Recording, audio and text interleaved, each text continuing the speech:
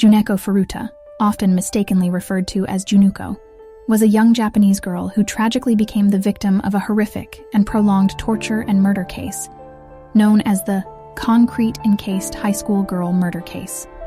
The incident took place in Japan in 1988 and shocked the nation due to its extreme brutality and the failure of the justice system to prevent the tragedy. Junko Furuta, born on January 18, 1971, was a 16-year-old high school student living in Tokyo.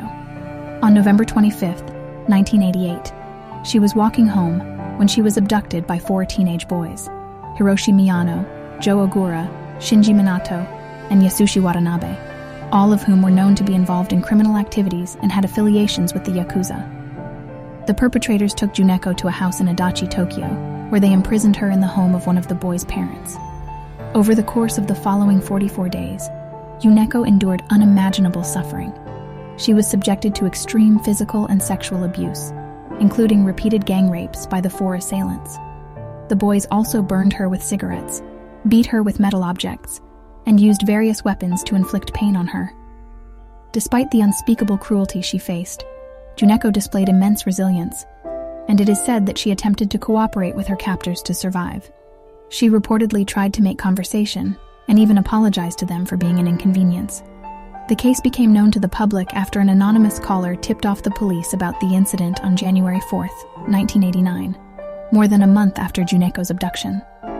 When the authorities finally intervened and raided the house, they found Junko in an incredibly weakened and critical condition.